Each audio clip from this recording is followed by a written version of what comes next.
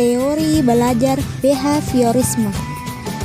Di sini saya akan menjelaskan mengenai konsep dasar behaviorisme, tokoh dan kajian belajar behaviorisme, aplikasi dan implikasi teori belajar behaviorisme, dan kelebihan dan kekurangan belajar behaviorisme. Konsep dasar behaviorisme. Behaviorisme merupakan salah satu di antara sekian sumbangsi besar kaitannya dengan belajar. Umar Hamalik menyatakan bahwa aliran ini berangkat dari anggapan bahwa kesan dan ingatan sesungguhnya merupakan kegiatan organisme. Behaviorisme memandang manusia dari sisi lahiriah atau jasmania dan mengabaikan aspek-aspek mental. Dengan kata lain, behaviorisme tidak mengakui adanya kecerdasan, bakat, minat, dan perasaan individu dalam suatu belajar. Peristiwa belajar hanya berdasarkan melatih refleks atau respon individu sehingga menjadi kebiasaan yang dikuasai individu. Ahli teori behaviorisme Suyono dan Haryanto berpendapat bahwa belajar adalah perubahan tingkah laku sebagai hasil dari pengalaman. Seseorang dianggap telah belajar sesuatu jika dia dapat menunjukkan perubahan pada perilakunya. Menurut teori ini, dalam belajar yang penting adalah input yang berupa stimulus dan output yang berupa respon. Ada beberapa ciri yang bisa menunjukkan dari teori ini.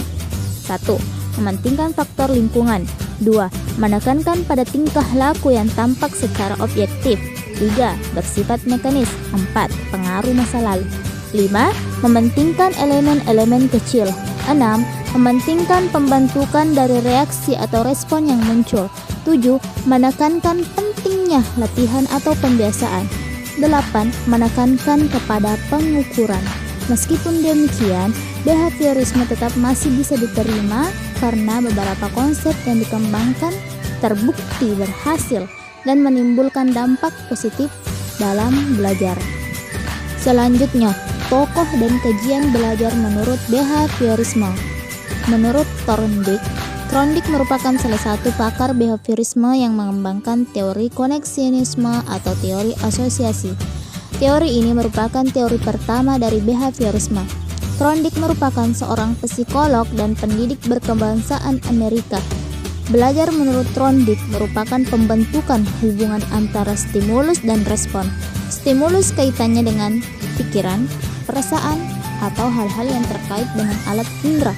Sedangkan respon adalah reaksi yang dimunculkan peserta didik ketika belajar, yang dapat pula berupa pikiran, perasaan, atau gerakan, atau tindakan. Kedua itu Ivan Petrovich Pavlov. Pavlov menjadi direktur Departemen Fisiologi pada Institute of Experimental Medicine dan memulai penelitian mengenai fisiologi pencernaan. Ivan Pavlov meraih penghargaan Nobel pada bidang fisiologi or medicine tahun 1904. Karyanya mengenai pengkondisian sangat mempengaruhi psikologi behaviorisme di Amerika. Pengkondisian klasik ditemukan secara kebetulan oleh Pavlov pada tahun 1890-an saat melakukan percobaan terhadap anjing untuk mempelajari air liur yang membantu proses pencernaan makanan. Selanjutnya, aplikasi dan implikasi teori belajar behaviorisme.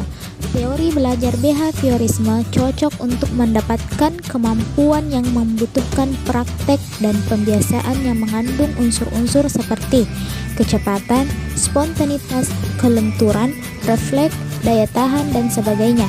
Contohnya, komunikasi bahasa asing, mengetik, menari, menggunakan komputer, berenang, olahraga, dan sebagainya. Berikut beberapa implikasi teori belajar behaviorisme dalam pembelajaran. 1. Pembelajaran yang disusun dan berdasarkan pada teori. 2. Peserta didik dianggap sebagai objek pasif yang memerlukan motivasi dan penguatan dari pendidik.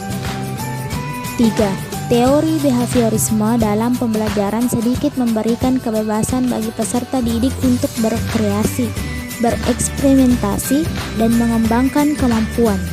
Keempat, peserta didik dikendalikan oleh aturan-aturan yang jelas dan ditetapkan secara ketat. 5. Tujuan pembelajaran berfokus menambahkan pengetahuan, sedangkan belajar sebagai aktivitas untuk mengungkapkan kembali pengetahuan yang sudah dipelajari dalam bentuk laporan, kuis, ataupun tes. 6. Evaluasi menekankan pada perilaku yang nampak, respon pasif, dan keterampilan. Bagian terakhir, kelebihan dan kekurangan teori belajar behaviorisme. Adapun kelebihannya diantaranya: 1. Cocok untuk memperoleh kemampuan yang membutuhkan praktek dan pembiasaan yang mengandung unsur-unsur seperti kecepatan, spontanitas, kelenturan, refleks, dan daya tahan. Contoh, percakapan bahasa asing, mengetik, menari, berenang, dan olahraga. 2. Cocok diterapkan untuk melatih anak-anak yang masih membutuhkan dominasi peran orang dewasa, suka mengulangi dan harus dibiasakan, suka meniru dan senang dengan bentuk-bentuk penghargaan langsung seperti diberi hadiah atau pujian. 3. Dapat dikendalikan melalui cara mengganti stimulus alami dengan stimulus yang tepat untuk mendapatkan pengulangan respon yang diinginkan, sementara individu tidak menyadari bahwa ia dikendalikan. 4. Membangun konsentrasi pikiran. Dalam teori ini ada penguatan dan hukuman bila dirasa perlu. 5. Materi yang diberikan sangat detail. Adapun kekurangan dari teori belajar ini diantaranya: 1. Teori ini mengabaikan pikiran sehingga tidak mengadaptasi dan tidak mampu menjelaskan berbagai jenis pembelajaran, dan cenderung mementingkan perilaku yang tampak. 2. Tidak mampu menjelaskan variasi tingkat emosi siswa dan tidak mampu menjelaskan situasi belajar yang kompleks. 3. Tidak mementingkan pikiran dan cenderung mengarahkan peserta didik untuk berpikir linear, konvergen, tidak kreatif, dan tidak produktif. Sekian.